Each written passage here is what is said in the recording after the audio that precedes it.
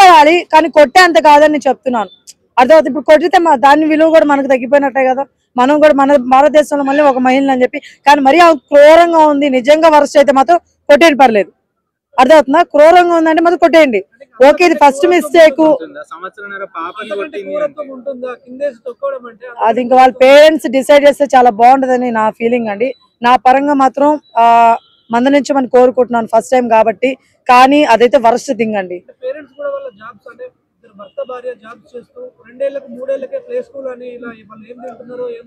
కొంతమంది అండి, అది నాకు పేరు తెలీదు, ఎట్లా అయిపోయిందంటే ఈ కొన్ని ప్రైవేట్ ఉన్నాయన్నమాట. వాళ్ళు ఇళ్లలోనే పెట్టేసుకుంటారు అనమాట. వాళ్ళు పెట్టేసుకొని పిల్లల్ని వీళ్ళ దగ్గర పెట్టేసి వదిలేసి వెళ్ళిపోతే నెలకి ఎంత అని అంటారు. ఆ స్కూల్ లాంటిది ఏం కాదు, లైక్ బేబీకే లాంటిది. మైక్ కనపడదని. సో అట్లాగనమాట. ఏమంటా చెప్తా ఉన్నానన్నా, బేబీ కేర్ అని చెప్పేసి వదిలేసి వెళ్ళిపోతున్నారు. ఒక మాట, ఇప్పుడు నేనేమంటానంటే బేబీ కేర్లు ఇవన్నీ అవసరమా? మీరు సంపాదించేది ఎవరి కోసం? పిల్లల కోసమే కదా.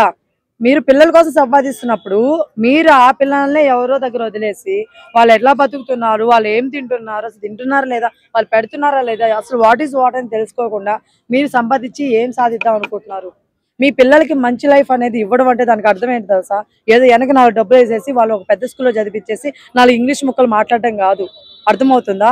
వాళ్ళు ఎలా ఉన్నారు, వాళ్ళు ఎలా పెరుగుతారు, రేపటి రోజున వాళ్ళు ఏంటి, ఇది ఈ విధంగా పెరగాలి, ఈ విధంగా పెంచాలి. తల్లిదండ్రుల బాధ్యత ఇది. అర్థమవుతుందా? సో నేనేమంటానంటే ఫైనల్ గా తల్లిదండ్రులు పట్టించుకోవాలని కోరుకుంటున్నాను. మీ జాబులు మీ బిజీలు ఉండొచ్చండి, కాదనట్లేదు, కానీ సమయం అనేది వాళ్ళకి ఇవ్వాలి. నేను ఒకసారి స్కానింగ్ అని చెప్పానండి, ఒక స్టమక్ పెయిన్ వచ్చినప్పుడు. అలా స్కానింగ్ అని వెళ్తే అక్కడ ఏం తెలుసా, వాళ్ళిద్దరు ఫోన్ నొక్కుంటా ఉన్నారు. మమ్మీ డాడీ ఇద్దరు ఫోన్ నొక్కుంటున్నారు. ఈ పిల్లకాయలు మాత్రం మమ్మీ మమ్మీ అని గీకుతుంది, ఇవి గీకుతా ఉన్నారు. ఆయన పట్టించుకోవట్లేదు, గంటలేదు ఫోన్ చూపిస్తున్నారు. అక్కడ వాళ్ళు మిమ్మల్ని అడిగేది అటెన్షన్, వాళ్ళ మీద ఉండండి, మాతో ఉండండి, మాతో మాట్లాడండి అని చెప్పేసి చిన్న అటెన్షన్. అది ఆ పిలుపుకి అర్థం. మీరేంటి ఆ ఫోన్ అడుగుతున్నారని ఫోన్ ఇస్తారు. అదా చూసుకునేది మీరు పిల్లల్ని? చెప్పండి. ఇది కొంచెం మారాలి, చాలా మారాలి. చాలా మంది పిల్లల్ని గేమ్లు కూడా ఆడిపించుకోవాలండి. పందులా బలస్తుంటాము అందరము, అవునా కదా? తింటాము, ఫోన్ చూసుకుని బలస్తుంటాము. పిల్లలతో కాసేపు అలా సరదాగా ఆడుకోండి, మీకు చాలా బాగుంటుంది, ఆనందంగా ఉంటుంది. వాళ్ళతో టైం స్పెండ్ చేస్తామని చెప్పి ఒక హ్యాపీనెస్ ఉంటుంది. ఎండ్ ఆఫ్ ది డే వాళ్ళతో మెమరీస్ పెంచుకోండి. ఇప్పుడున్న జీవితంలో ఎప్పుడు పోతున్నా ఎప్పుడున్నా తెలియనప్పుడు ఇలాంటి టైంలో డబ్బులే కాదు, డబ్బులు ముఖ్యమే కానీ డబ్బులే కాదు, డబ్బులతో పాటు పిల్లల్ని కానీ వాళ్ళు పెంచేదాన్ని కూడా అన్ని కూడా చూసుకోవాలని కోరుకుంటున్నానండి. బట్ ఆ ఆయా గారు ఎవరైతే ఉన్నారో మాత్రం ఆవిడ ఖచ్చితంగా శిక్షించాలని కోరుకుంటున్నాను. మీరు మనిషి పుట్టుకే పుట్టారా? నిజంగా నాకు అర్థం కావట్లేదు. అసలు మనిషి పుట్టుకే పుట్టారా? చిన్న పిల్లని ఎలా అనిపించిందమ్మా మీకు? ఎలా ఉన్నా కూడా ముద్దేస్తారమ్మా. అలాంటి చిన్న పిల్లని ఎలా అనిపించింది మీకు? అసలు వచ్చి నాకు నిజంగా ఏమనాలో అర్థం కావట్లేదండి.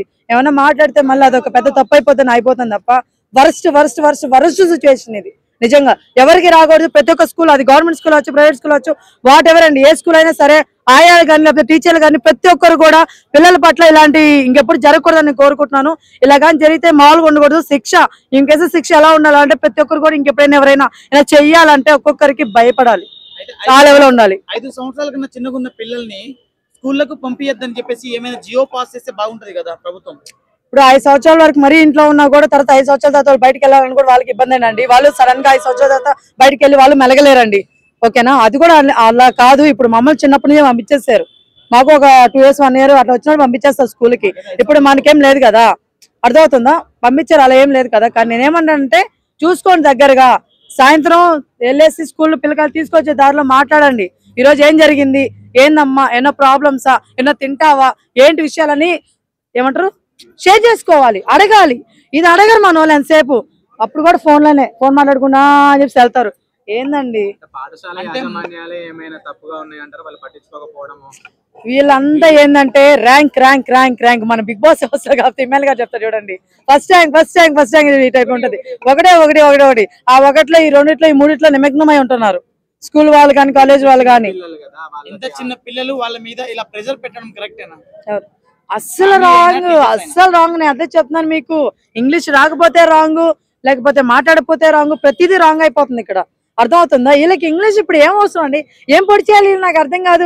2nd class కి 3rd class కి అని మాట్లాడుతుంది అవసరం ఏంది నాకు అర్థం కాదు. ఇప్పుడు మేము తెలుగే, నాకు ఇంగ్లీష్ అందుకేం రాదు. మేము బతకట్లా? అవసరం ఉన్నంత వరకు నేర్చుకోవాలి ఇంగ్లీషు.